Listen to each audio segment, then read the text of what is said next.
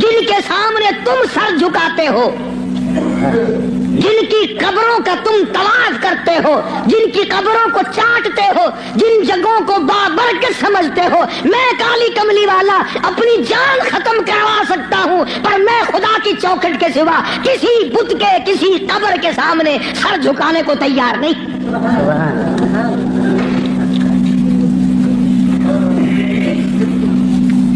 سرکار مدینہ صلی اللہ علیہ وسلم نے ابراہیم علیہ السلام کی قبر کے سامنے سر نہیں جھکایا،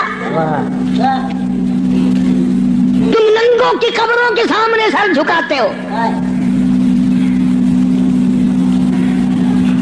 مدنی کریم صلی اللہ تعالی علیہ وسلم نے اسماعیل علیہ السلام کی قبر کے سامنے سر نہ جھکایا، یعقوب علیہ السلام کی قبر کے سامنے سر نہیں جھکایا، یوسف علیہ السلام کی قبر کے سامنے سر نہیں جھکایا۔ السلام علیکم دوستوں، امید ہے کہ آپ سب خیریت سے ہوں گے۔ میں آپ کی خدمت میں قاری حنیف ملتانی صاحب کا ایک بیان لے کر حاضر ہوئی ہوں۔ قاری حنیف ملتانی صاحب کا بیان ہوتا ہی اتنا شاندار ہے جسے سن کر دلوں کو سکون مل جاتا ہے، تو چلیے سنتے ہیں اور اس کو ثواب کی نیت سے زیادہ شیئر کریں۔ ساری کائنات اس نے پیدا کی، وہی اس کو پالتا ہے، وہی اس کو چلاتا ہے، اور جب کسی کا وقت آتا ہے وہی مارنے پہ قادر ہے۔ ایک سانس پہلے کوئی کسی کو نہیں مار سکتا، اور ساری دنیا کے نبی، ساری دنیا کے صحابہ، ساری دنیا کے امام، ساری دنیا کے قطب اور ابدال، فقیر اور درویش اور عالم مل کر کوشش کریں، کسی کا ایک سانس نہیں بڑھا سکتے۔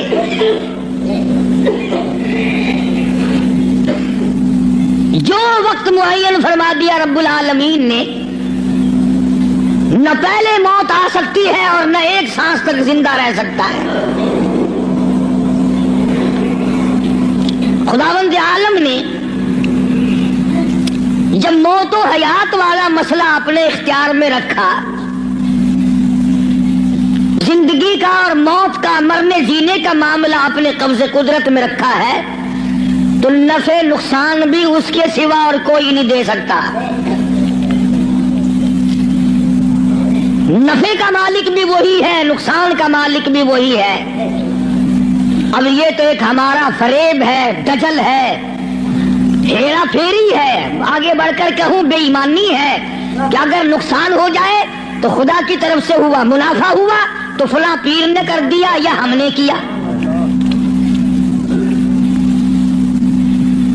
گھاٹا پڑ جائے اللہ کی طرف سے، نقصان پڑ جائے اللہ کی طرف سے، نقصان پڑ جائے اللہ کی طرف سے، نفع کتنا ہی مل جائے، کبھی شکر ادا نہیں کرے گا کہ رب العالمین کی بڑی کریمی ہوئی، بڑی مہربانی ہوئی، اس نے بڑی بندہ نوازی فرمائی کہ مجھے اور میرے بچوں کو اللہ پاک نے روزی حلال عطا فرمائی۔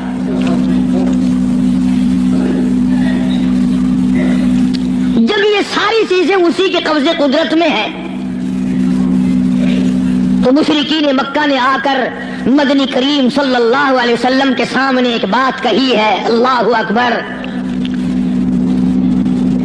کہنے لگے تو ہمیں اپنا دین بتا، تیرا دین کیا ہے؟ جیسے یہاں بیٹھ کر دو چار آدمی بات کریں نا تو اشاروں میں اپنے لوگوں کو کہا کرتے ہیں یہ جڑا بندہ ہے نا گال پیا کردا یہ معلوم ہوندا پھریا ہویا بندہ ہے، مطلب یہ ہوتا ہے کہ بے دین دا بندہ ہے، بے فرقے دا بندہ ہے، کوئی اور طرح دا بندہ سارے مطلب دا نہیں۔ مشرکین مکہ سارے اکٹھے ہو کر سامنے آئے مدنی کریم صلی اللہ تعالی علیہ وسلم کے، اور آپ کی کہنے لگے تو رات دن کچھ پھری باتیں کرتا ہے، کچھ اور طرح کی باتیں کیا کرتا ہے، تیرے دین کا ہمیں پتہ کوئی نہیں چلتا، تیرے ایمان کا پتہ نہیں چلتا، تیرے اسلام کا ہم کو پتہ نہیں، تیرے مذہب کا پتہ نہیں، ہمیں دین بتا۔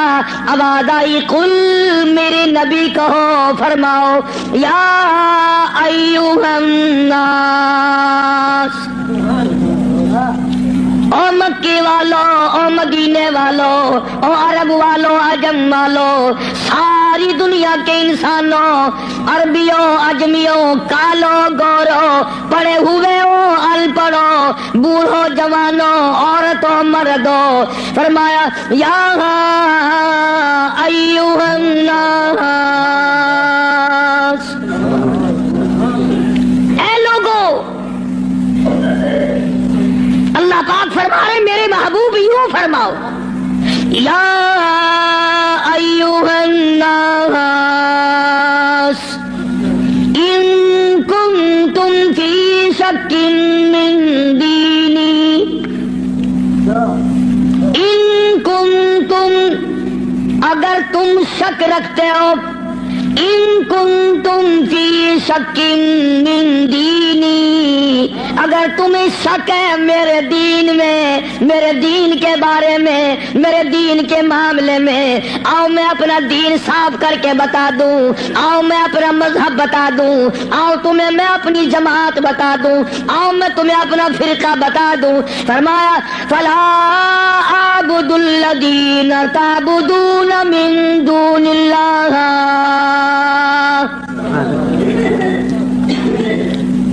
یہ ہے میرا مذہب، جن کے سامنے تم سر جھکاتے ہو، جن کی قبروں کا تم طواف کرتے ہو، جن کی قبروں کو چاٹتے ہو، جن جگہوں کو بابرکت سمجھتے ہو، میں کالی کملی والا اپنی جان ختم کروا سکتا ہوں، پر میں خدا کی چوکھٹ کے سوا کسی بت کے، کسی قبر کے سامنے سر جھکانے کو تیار نہیں۔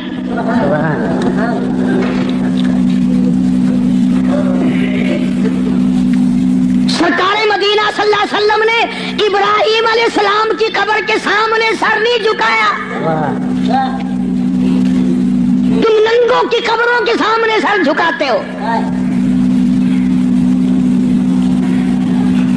مدنی کریم صلی اللہ تعالی علیہ وسلم نے اسماعیل علیہ السلام کی قبر کے سامنے سر نہ جھکایا، یعقوب علیہ السلام کی قبر کے سامنے سر نہیں جھکایا، یوسف علیہ السلام کی قبر کے سامنے سر نہیں جھکایا، موسیٰ علیہ السلام کی قبر کے سامنے سر نہیں جھکایا، اور آپ صاف صاف فرما دیا فلا اعبد الذین تعبدون من دون اللہ، میں ہرگز ہرگز کسی اور کی عبادت کرنے کو تیار نہیں، میری ساتھ لڑو، میری ساتھ جھگڑا کرو، او مکے والوں میں تم سب کی مار کھانے کو تیار ہوں، اپنے دین کا سودا کرنے کو تیار نہیں۔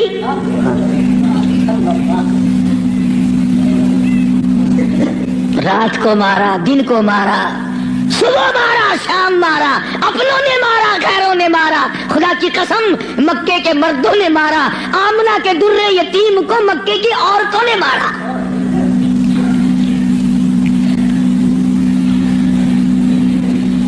اور کس کی عبادت کرتے ہو؟ کس کی پوجا کرو گے؟ کون ہے عبادت کے لائق؟ فرمایا میں تو عبادت بھی، سجدہ بھی، رکوع بھی، نظر نیاز بھی ساری اس کے لیے کرتا ہوں، ولیکن اعبد اللہ الذی یتوفاکم، فرمایا میں اس کو خدا مانتا ہوں، میں اس کو رب مانتا ہوں، میں اس کو مشکل کشا مانتا ہوں، میں اس کو حاجت روا مانتا ہوں، میں اس کو نظر نیاز کا حقدار مانتا ہوں، جو میری اور تمہاری موت پہ قادر ہے۔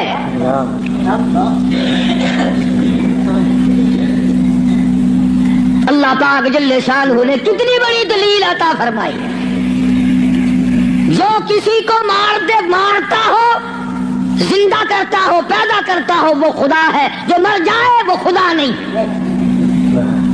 بھلا جس کی خود موت آ جائے وہ خدا کیسے ہے؟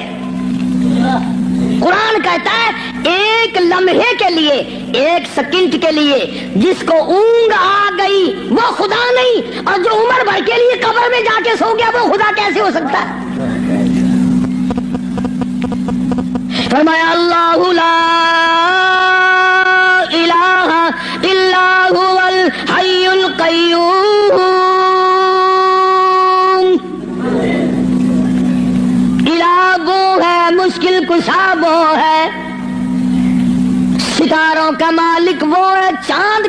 मालिक वो है, लशम्सु यंबगी लहा अन तुद्रिकल कमर वलल लैलु साबिकुन नहार व कुल्लुन फी फलकी यस्बहून।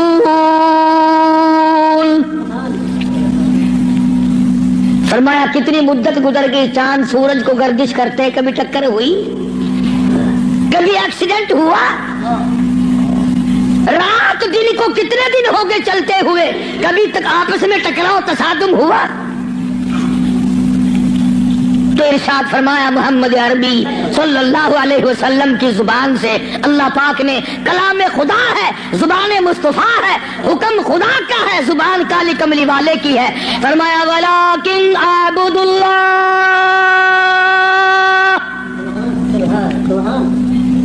मैं उसको हाजत रवा मानता हूँ, मैं उसको मुश्किल कुशा मानता हूँ। मेरी बिगड़ी बनाने वाला वो है, उजड़ों को बसाने वाला वो है, औलाद देने वाला वो है, औलाद दे करके ले लेने वाला वो है, तख्त ताज अता करने वाला वो है, और तख्त पे से उठाकर फांसी पे लटका देने वाला वो है। वलाकिन आबुदुल्लाह अल्लज़ी यतवफ़ाकुम व उमिरतु अन अकूना मिनल मुमिनीन। मुझे हुक्म मिला है कि मैं सबसे पहले उस मालिक कायनात पे यकीन करने वाला बनूं, फर्मा बरदारी करने वाला बनूं, अहकाम को संभालने और अमल करने वाला बनूं। सबसे पहले मुझे हुक्म मिला है।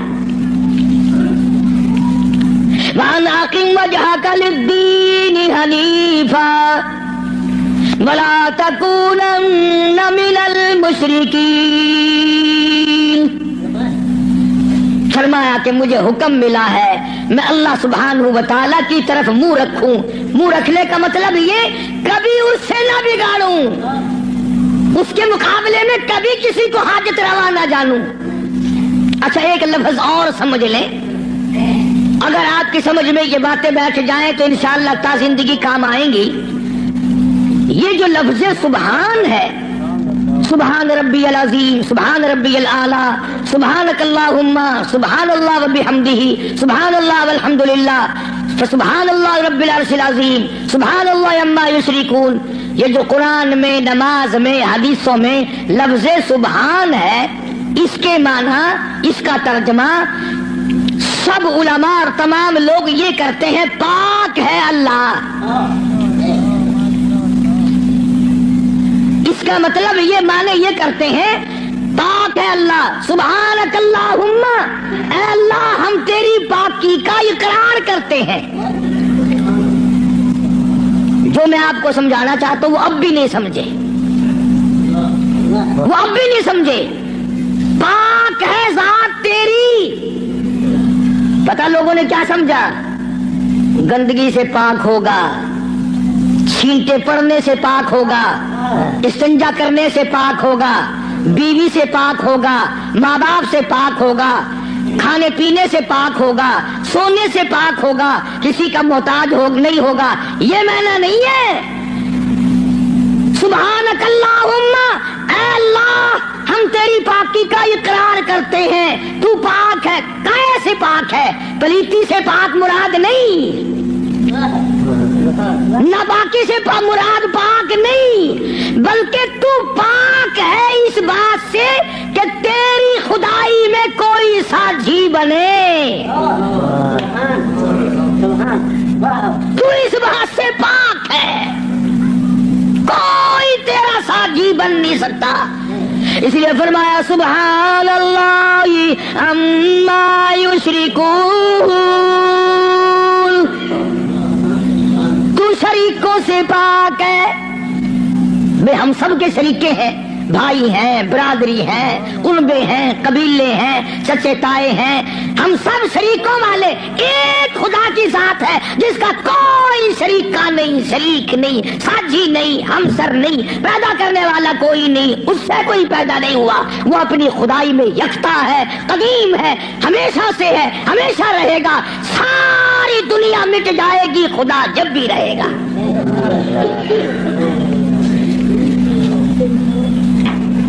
لوگ سبحان اللہ کا معنی یہ سمجھتے ہیں، سارے مولوی بھی سکھاویں اللہ کی ذات پاک ہے، لوگ یہ سمجھتے ہیں غسل خانے میں سے نہا کے نکلا ہوگا پاک ہو گیا، پاک ہے۔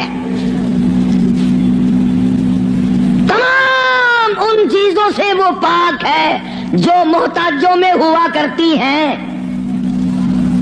اور وہ اتنا بڑا پاک ہے کہ 1,24,000 نبی مل کر سن لو اور دل کی تختی پہ لکھ کے لے جاؤ، آدم علیہ السلام سے لے کر امام الانبیاء محبوب کبریا حضرت محمد مصطفیٰ صلی اللہ تعالی علیہ وسلم کی ذات اقدس تک 1,24,000 نبی، ابو بکر صدیق سے لے کر بلال حبشی تک 1,29,000 صحابہ اکرام، ہزاروں کتب، ہزاروں ابدال، تمام کے تمام نبی رسول پیغمبر صحابہ ولی قلندر مل کر اللہ کی ذات سے ایک ذرہ برابر کام زبردستی نہیں کرا سکتے۔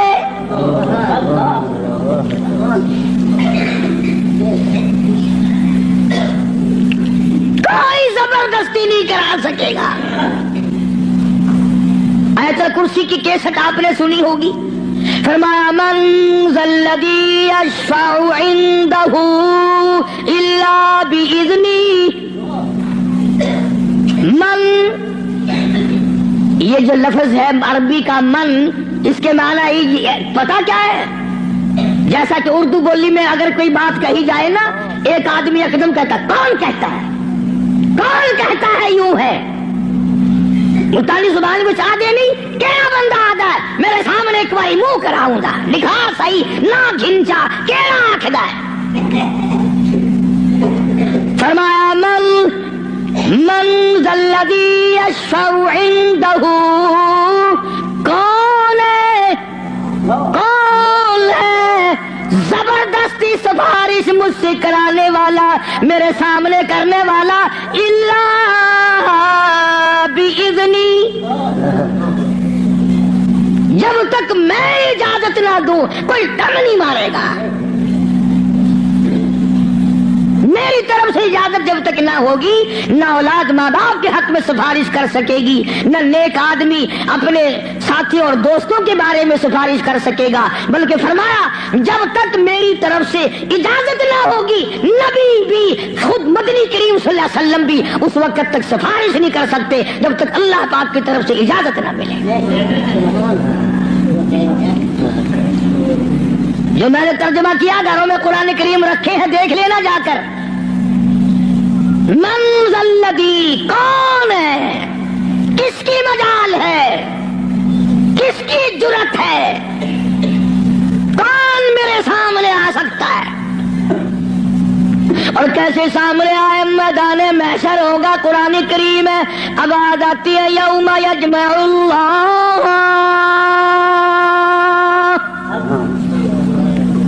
یوم یجمع اللہ الرسل فیقول ماذا اجبتم۔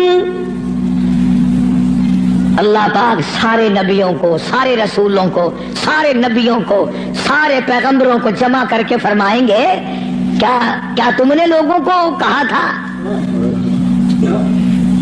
حالانکہ اللہ پاک جانتا ہے، وہ عالم الغیب ہے، اسے پتہ ہے، مگر پھر بھی ضابطے کو پورا کرنے کے لیے پوچھتا ہے۔ ایک دو کی بات نہیں، یوم یجمع اللہ الرسل، سارے رسولوں سے اللہ پوچھے گا۔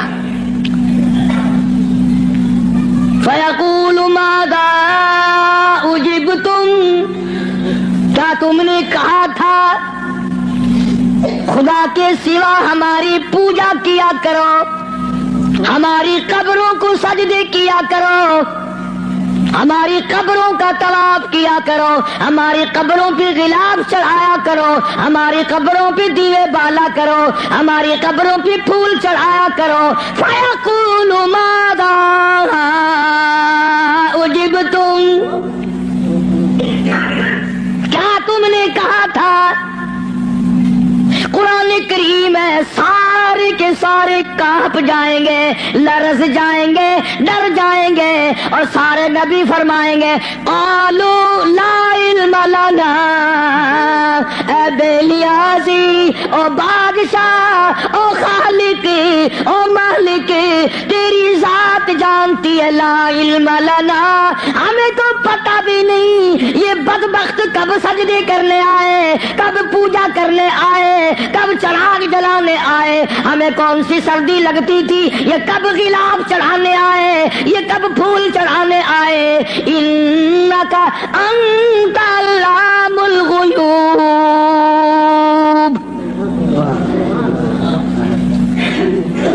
اگر ہم کہتے میرے رب او ہمارے پروردگار تیرے سے چھپی نہ رہتی بات، ہم نے نہیں کہا ان کو۔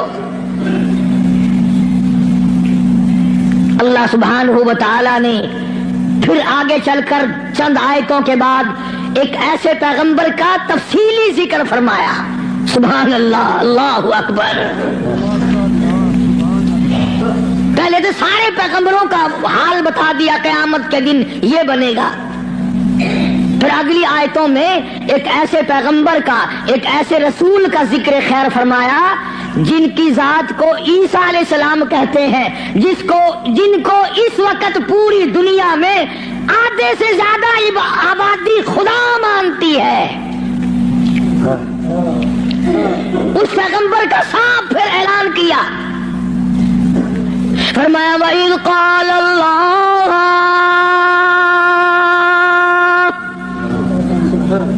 يَا عِيسَى ابْنَ مَرْيَمَ،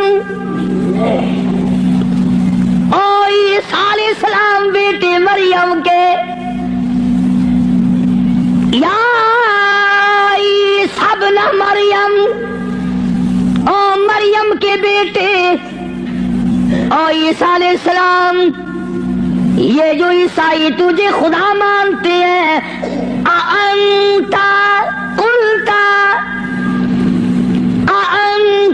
قُلْتَ، کیا تو نے کہا تھا مجھے الہین من و امی الہین من دون اللہ؟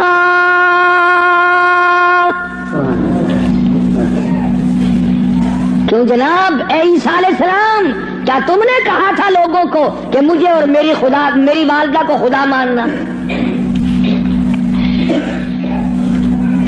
اب ایک کڑوی بات کہہ دوں، عیسائی ایک عیسیٰ علیہ السلام کو خدا مانتے ہیں، ایک ابراہیم علیہ السلام کو خدا مانتے ہیں۔ عیسائی تین خدا کو مان جائیں تو اسلام سے نکل جائیں، کافر ہو جائیں، اور ہمارے لیے چھٹی ہے، ہم ہزاروں خداؤں کو مانتے رہیں۔ الگ الگ تقسیم بنا رکھی، فلانا مرض پاک مائی ٹھیک کرے گی، آخر مچھلی گھن کے بنا ہے، اس پہ پاک مائی دی جا کے بنا ہے، انشاءاللہ خیر آوے سی، مچھلیاں دی جا بئی گولی کھڑن، ککڑاں دی جا بئی ہے، بکریاں دی جا بئی ہے، ساڈا نمبر آوے انشاءاللہ کٹے دا گوشت، ماں پیو دا ختم دیوانا ہوئے نا، اندازہ لگا، تماشا دیکھ کیا بنا رکھا ہے، الگ الگ جگہ بنا رکھی ہے۔ اولاد وہاں سے ملے گی، بادشاہت وہاں سے ملے گی، دکان میں برکت وہاں سے پڑے گی، کیا بتاؤں؟ عیسیٰ ابن مریم، اور عیسیٰ علیہ السلام بیٹے مریم کے، انتا، خدا کی قسم اگر تم عربی سمجھتے نا، عربی تمہارے کلیجے پھٹ جاتے۔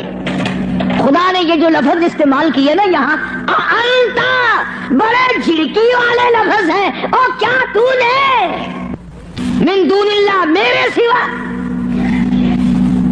اللہ اکبر، اللہ پاک کے غضب کو، اللہ کے قہر کو، اللہ کے جلال کو انبیاء سے زیادہ کون سمجھ سکتا ہے؟ پیغمبروں سے زیادہ اس کے قہر کو کون جانے؟ عیسیٰ علیہ السلام تھرا جائیں گے، گھبرا جائیں گے۔ قرآن اب جواب کیا ہونا چاہیے تھا؟ کو اللہ کے سوا خدا بنا لینا، تو جواب یہ ہونا چاہیے تھا، نہیں جی، نہ صحیح، نہیں صاحب، میں نے ایسا نہیں کیا. اللہ اللہ. اب آتی ہے عیسیٰ علیہ السلام روئے گھبرائے بول اٹھے فرمانے لگے قال سبحانک.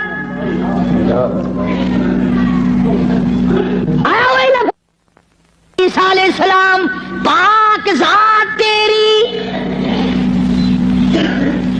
سبحانک تو پاک ہے شریکوں سے پاک ہے عیبوں سے پاک ہے. جب تو خود پاک ہے میں شریک کیسے بن جاتا. خانہ کی بات نہیں کری خدا کی عدالت ہے. ہاں شیشن میں عدالت میں پیشی ہو نا کئی دن پہلے بخار چڑھ جاتا ہے. ہائی کورٹ کی پیشی ہو ہفتہ پہلے دماغ خراب ہو جاتا ہے. سپریم کورٹ کی پیشی ہو 6 مہینے پہلے دماغ خراب ہو جاتا ہے فکر میں. ارے خدا کی عدالت کی پیشی ہے. عدالت خدا کی ہے پیشی نبی کی ہے. فرمایا قال سبحانک. بولے ہیں عیسیٰ علیہ السلام یا اللہ پاک ذات تیری ما یکون لی ان اقول ما لیس لی بحق. یا اللہ تو پاک ہے جن چیزوں سے میں ایسی بات کیسے کہہ سکتا ہوں. کیوں کر میں کہتا ایسی بات جس سے تو پاک ہے یعنی اور خدا ہو ہی نہیں سکتا. اور آگے پھر عیسیٰ علیہ السلام نے اور فرمایا ان کنت قلتہ فعلمت. اگر میں کہتا یا اللہ تو جان لیتا تجھ سے چھپا ہوا کچھ بھی نہیں ہے تجھے علم ہوتا. کیوں تعلم ما نفسی ولا اعلم ما فی نفسک.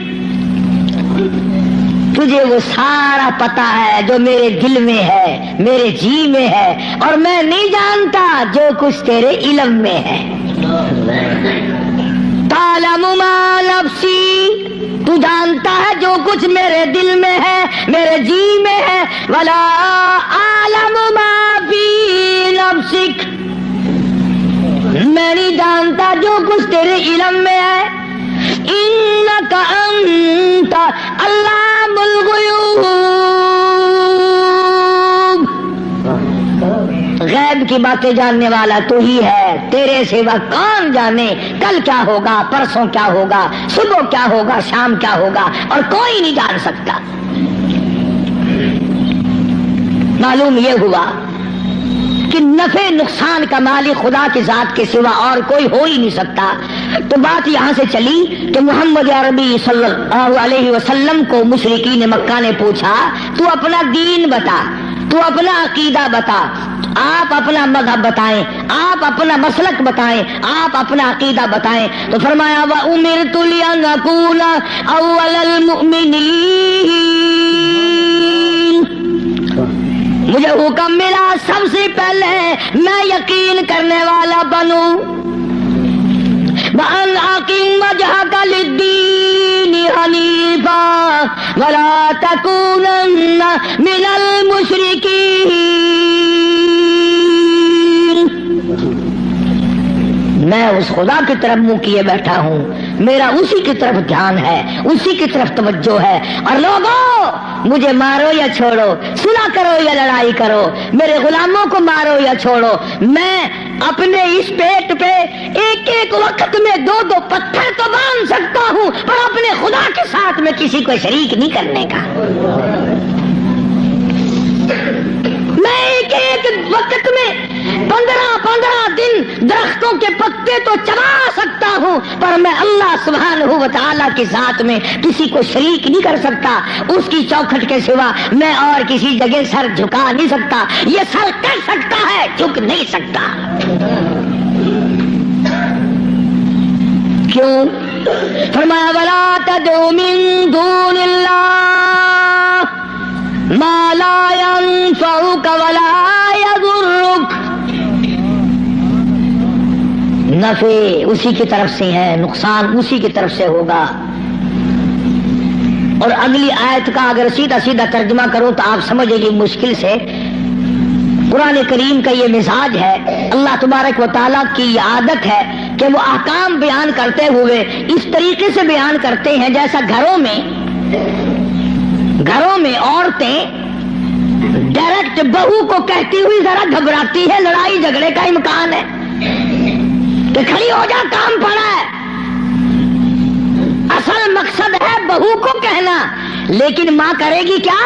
یہ چھوکری کھڑی ہو جا، دیر ہوگی، شرم نہیں آتی اب تک پڑی ہے، جانے گی نا کہ یہ میری لڑکی ہے، برا نہیں ماننے کی، اصل میں کہنا بہو کو ہے، سنانا لڑکی کو ہے، اس لیے حکم دینا امت کو ہے اور کلوانا کالی قبیلے والے کی زبان سے ہے۔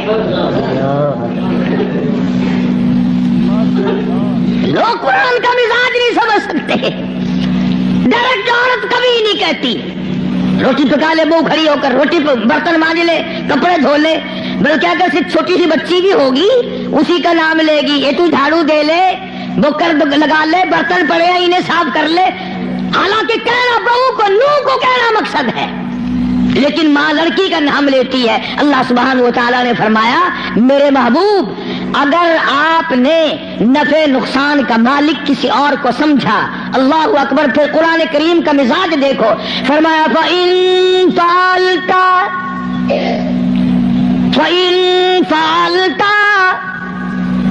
اس وقت ہو جاؤ گے تم، فَإِن فَعَلْتَ فَإِنَّكَ إِذًا مِنَ الظَّالِمِينَ، اگر کسی کو نفع نقصان کا مالک سمجھا ظالمین میں سے بن جاؤ گے، راہ ہدایت تمہارے سامنے سے اٹھ جائے گا۔ اس لیے میں نے یہ عرض کیا، بڑی 11ویں، چھوٹی 11ویں، درمیانی 11ویں، پتہ نہیں کیا کیا بنا رکھا ہے۔ اصل قصور ہمارا مولویوں کا نہیں ہے جو بدعت نکالتے ہیں، قصور تمہارا ہے۔ اگر خوشی خوشی میں صبح صبح مولویوں کے متھے 2-4 روپے مار آؤ تو ایمان سے نہ یہ تمہیں 11ویں بتائیں نہ یہ 18ویں بتائیں، رہنا تو یوں نکلتا ہے نا۔ فرمایا پھر ظالمین میں سے ہو جاؤ گے اگر تم نے، اب جس کا یہ عقیدہ ہے کہ اگر میں نے 11ویں نہ بنائی تو بھینس دودھ نہیں دے گی، اس لیے قرآن کریم کی میں نے وہ آیت عرض کی تھی پچھلے جمعے کو، اللہ فرماتے ہیں بھینس کا چمڑا کالا، کھاتی ہے سب ساوا چارہ، اور ادھر گوبر ہے اور ادھر رتا خون ہے، بیچ میں سے سفید خالصاً صاف ستھرا دودھ تو نکال لوں میں، پیدا کروں میں، اور جب تیرے ہاتھ میں آ جائے کہ تمہیں نہ پیار سایا 11ویں کا کھیر بنے نہ کھڑا۔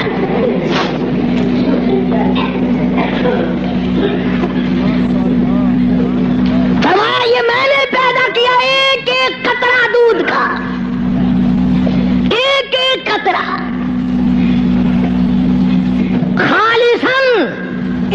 لوگوں نے یہ سمجھا پانی ملا ہوا نہیں ہوگا، یہ جو لفظ خالص ہے قرآن کریم میں، اس کے لوگوں نے یہ سمجھا ہوگا کہ خالص ہوگا بغیر پانی کا، نہیں، یہ بات نہیں، بلکہ اللہ پاک فرماتے ہیں پانی سے بھی پاک ہے، خالصاً میرے نام کے سوا اس دودھ کا ایک قطرہ پیدا کرنے والا کوئی نہیں،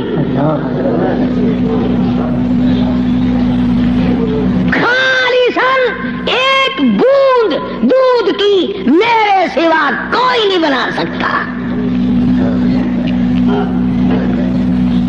اس لیے فرمایا وَيَمْسَسْكَ اللَّهُ،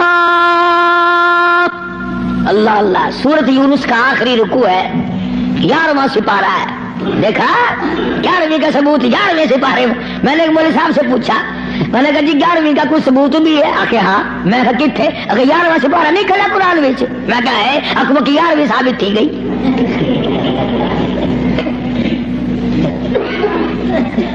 11واں سپارہ آخر نہیں بکھا ہے، اکبر تھی گئی۔ اندازہ لگا کیا قصے ہیں یہ۔ اللہ پاک ہماری رگوں سے بڑا واقف ہے، جانتا ہے نا آدمیوں کی کمزوریوں کو، اور خود اس نے جو بنایا۔ فرمایا کہ اچھا جی یہ باتیں اس وقت تک کی ہیں جب آدمی سکھیا ہو، جب پریشانی میں ہوتا ہے، جو چکر میں پھنستا ہے، مت ماری جاتی ہے، عقل کام نہیں کرتی، پھر وہ اس قسم کا کام کر بیٹھتا ہے۔ اللہ پاک نے فرمایا وَإِن يَمْسَسْكَ اللَّهُ بضر فلا کاشف لہ الا ہو، اگر کسی کو دکھ پہنچے، کوئی چکر آ پڑے، کوئی مصیبت آ پڑے، کوئی دکھ آ پڑے، کوئی پریشانی آ پڑے، الا ہو، میرے سوا کوئی دور کرنے والا نہیں۔ کون ہے؟ تیرا بخار اتارنے والا کوئی نہیں، تیری بگڑی ہوئی بنانے والا کوئی نہیں، تیری خالی جھولی کو بھرنے والا کوئی نہیں، تیری خالی جیب کو بھرنے والا کوئی نہیں، تجھ بے علم کو علمدار بنانے والا اس کے سوا کوئی نہیں۔ فرمایا وَإِن يُرِدْكَ بِخَيْرٍ فَلَا رَادَّ لِفَضْلِهِ، اگر کوئی کسی کو اچھائی پہنچانا چاہے تو میرے حکم کے سوا پہنچ نہیں سکتی۔ اللہ نے سارے واقعات قرآن کریم میں سمجھا دیے۔ اب قوم مسلمان اگر قرآن کی طرف توجہ نہ دے، تمہیں اخبار پڑھنا آتا ہے، تمہیں رسالے پڑھنے آتے ہیں، تمہیں ڈائجسٹ پڑھنے آتے ہیں، تمہیں ناول پڑھنے آتے ہیں، تمہیں کتابیں پڑھنی آتی ہیں، اگر تمہیں نہیں آتا تو خدا کا قرآن سمجھنا نہیں آتا۔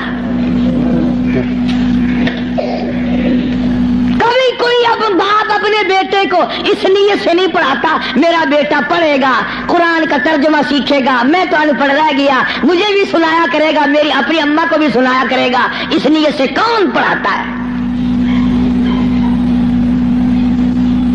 نیت بات پہلے ہوتی ہے، بعد میں آگے ہم لوگ چلتے ہیں۔ قرآن سے دشمنی اس دنیا میں، اس ملک میں، ہندوستان میں سب سے پہلا ترجمہ قرآن کریم کا مجدد الفسانی امام ربانی شیخ احمد فاروقی سرہندی رحمت اللہ علیہ نے کیا۔ قرآن کا ترجمہ کر دیا فارسی میں۔ وہ زمانہ فارسی کا تھا، لوگ عموماً فارسی بولا کرتے تھے۔ دلی میں، آگرے میں، میرٹھ میں دفتری زبان، سرکاری زبان فارسی تھی۔ تو مجدد الفسانی سرہندی رحمت اللہ علیہ نے قرآن کریم کا ترجمہ فارسی میں کر دیا۔ اب جتنے بڑے بڑے پیر تھے، گدی نشین تھے، سب کو آگ لگ گئی۔ انہوں نے کہا اگر قرآن کا ترجمہ لوگوں کی سمجھ میں آ گیا پھر ہماری پوجا کون کرے گا؟ اگر قرآن سمجھ میں لوگوں کی آ گیا پھر ہماری پوجا کون کرے گا؟ چنانچہ سارے پیر فقیر اکٹھے ہو کر بادشاہ کے پاس دلی گئے، احتجاج کیا کہ دیکھو جی ہم یہ بات گوارا نہیں کرنے کے۔ کیا بات جی؟ فقیر ہو، درویش ہو، قلندر ہو، پیر ہو، مولوی ہو، کیسے آئے ہو؟ انہوں نے کہا توبہ توبہ توبہ توبہ، قرآن کی بے ادبی ہو گئی۔ کیا ہوا؟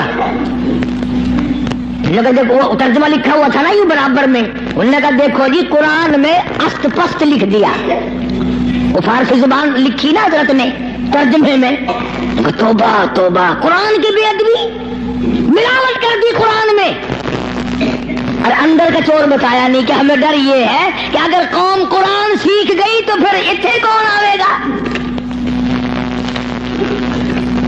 بادشاہ ان کی باتوں میں آ گیا، مجدد الفسانی سرہندی رحمت اللہ علیہ کو طلب کیا، دلی بلایا، اور ایک پیر چلتا ہوا کان میں پھونک ماری آیا بادشاہ کے، کہنے لگا پکا وہابی ہے، وہ وہابی ہو گیا ہے۔ اس پر بھی ایک بات یاد آئی میرے، آپ کو بھی سنا دوں لطیفے کی۔ مولانا اشرف علی تھانوی سب کہہ دو رحمت اللہ علیہ، یہ لکھا ہے کہ ایک گاؤں میں بنیے کی دکان تھی، جیسے ساری دنیا میں تھی اور ہے۔ مولوی صاحب جو تھا امام مسجد، وہ سودا ادھار خریدا کرتا تھا، سبھی ادھار لیا کرتے تھے اس زمانے میں بنیوں سے۔ ایک دن بنیے نے ذرا گرم ہو کر کے مولوی صاحب سے کہہ دیا کہ جی وہ پیسے بہت دنوں کے ہو گئے، پہنچاتے نہیں ہو، کمال ہے تمہاری، لے لے کے کھا جا رہے ہو، دیتے نہیں ہو۔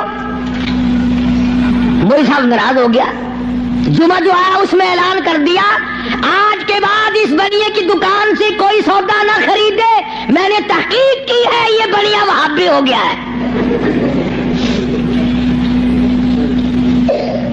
اب لوگوں نے تو مولوی کا کہنا ماننا ہی تھا، سارے چھوڑ گئے۔ بنیا صبح بیٹھے شام کو تھپڑ میں سے یوں ہی خالی اٹھ جائے، بڑا حیران ہے کیا ہوا، یہ تو ہوتا تھا کبھی زیادہ بک گیا کبھی تھوڑا، یہ جنرا کیسے لگ گیا، کوئی نہیں آتا، بالکل بند۔ 2-4 دن کے بعد اسے پتا چل گیا کہ مولوی صاحب نے جمعے میں اعلان کیا کہ بنیا وہابی ہو گیا ہے، اس لیے سودا لینے کوئی نہیں آتا۔ بنیا بولنا ہو دیکھو کہاں ماری مولوی نے، اس نے سوچا چلو مولوی والے پیسے رہ جائیں گے، آئندہ کاروبار تو کرنا ہے۔ گیا اور جا کر کے ہاتھ جوڑ کے کہنے لگا مولانا وہ پچھلے بھی معاف کر دیے اور اگلا جو بھی لیا کرو میں پیسے نہیں مانگنے کا، بس اگلے جمعے کو مولوی صاحب نے اعلان کر دیا فلانے بڑیے سے سودا خریدا کرو، اس نے وہابی پڑے سے توبہ کر لی۔ مجدد الفسانی سرہندی رحمت اللہ علیہ، سردار سرتاج الاولیاء، بادشاہ کے کان میں ایک پیر کہہ آیا کہ وہ وہابی ہے۔ نے کہا اچھا دیکھ لوں گا میں، بلایا مجدد صاحب کو، تو کسی نے کہہ دیا تجھے سجدہ نہیں کرنے کا، وہ بادشاہوں کو لوگ سجدے کیا کرتے تھے، تجھے سجدہ نہیں وہ کرنے کا۔ تو اس نے کیا کیا، بادشاہ نے اپنے دربار میں ایک موری بنوائی، ایک دری بنوائی جس میں سے آدمی جھک کے گزرے تو گزرے ورنہ گزر ہی نہیں سکتا تھا۔ انہوں نے کہا چلو مولوی ہے وہ اکڑا ہوا سجدہ تو کرے گا نہیں، باقی میری عزت تو ہوگی، اس میں سے تو جھکے گا نا، دری میں سے تو، اس دروازے میں سے تو جھک کے آئے گا، کم سے کم لوگ دیکھ تو لیں گے بادشاہ کے سامنے مولوی بھی، شیخ احمد فاروقی مجدد صاحب بھی جھک رہے ہیں۔ لیکن ان اللہ والوں کی عقل کو بادشاہ کہاں پہنچ سکتے ہیں، سبحان اللہ، اللہ والے ہوتے ہیں۔ جب وہ آیا نا موقع، موری آئی، وہ دری آئی اور مجدد صاحب کو کہا کہ جی اس میں سے گزرنا ہے، بادشاہ اندر آپ کو بلا رہا ہے۔ مجدد صاحب سیاڑا آدمی، یوں دونوں پیر پہلے اندر ٹپا کے اور پھر یوں کر کے اندر گیا، سارا دربار حیران ہو گیا کہ یہ کیا ہوا بھائی۔ اس نے اپنی جان میں زور بھی لگائے، دری بنوائی، موری بنوائی کہ چلو مصنوعی جھک جائے گا۔ مجدد صاحب نے پہلے پیر اندر نکالے، قید کر دیا۔ اللہ اللہ اللہ، ہاں قرآن کا ترجمہ جس نے بھی کیا مار کھائی، نبی نے کیا اس کو پتھر لگے، مجدد نے کیا اس کو قید ملی۔ آج میں ترجمہ کروں گا تو مجھے ہی کیا دے کے جاؤ گے؟ فرمایا مدنی کریم صلی اللہ تعالی علیہ وسلم نے آلہ اس بات کو پلے باندھ لو، ساری دنیا کی عبادات اور ساری دینی عبادات کا مدار ہے اللہ کی توحید پہ۔ مجدد صاحب کو جیل میں ڈال دیا قرآن کا ترجمہ کرنے کے جرم میں، تو آج ہی کون معاف کرتا ہے قرآن کریم کا جو ترجمہ سنائے گا، جو مصطفیٰ کریم صلی اللہ علیہ وسلم کے ارشاد کو صحیح صحیح سنائے گا، کون سامنے پیش کرے؟ ایک بات تو یاد کرنے کے قابل ہے، اللہ اکبر، نبی کا آخری وقت ہے صلی اللہ علیہ وسلم۔ ایمانداری سے بتاؤ، قبلے کی طرف منہ کیے ہوئے سارے باوضو بیٹھے ہو، مرد عورت وضو کے ساتھ بیٹھے ہو، آخری وقت ہو، بالکل آخری وقت ہو، یقین ہو جائے دل کو کسی طرح سے بھی کہ میرا آخری وقت ہے، پھر آدمی ہر وہ چیز مانگتا ہے جو اچھے سے اچھی لگے آخرت کے اعتبار سے، توبہ کرنے کی کوشش کرتا ہے، استغفار کرتا ہے، یعنی جو کام اس کی نظروں میں سب سے اچھا ہو وہ کرنے کی کوشش کرتا ہے۔ آخر میں مدنی کریم صلی اللہ تعالی علیہ وسلم کا آخری وقت ہے، اللہ پاک کی حضور میں جھولی پھیلا دی، مانگنے والا مصطفیٰ کریم صلی اللہ علیہ وسلم ہے، دینے والا خدا ہے۔ آخری وقت میں کیا مانگا؟ اولاد نہ مانگی، کھانا نہ مانگا، کپڑا نہ مانگا، اولاد کے لیے کچھ نہ مانگا، گھر والیوں کے لیے کچھ نہ مانگا، بیٹیوں کے لیے کچھ نہ مانگا، فاطمہ الزہرا کے لیے کچھ نہ مانگا، سیدنا حسن کے لیے کچھ نہ مانگا، سیدنا حسین کے لیے کچھ نہ مانگا، تمام گھر والوں کے لیے کچھ نہ مانگا، اور فرمایا اللہم او میرے رب لا تجعل قبری، اور میرے معبود میری قبر کو سجدہ گانا بنانا۔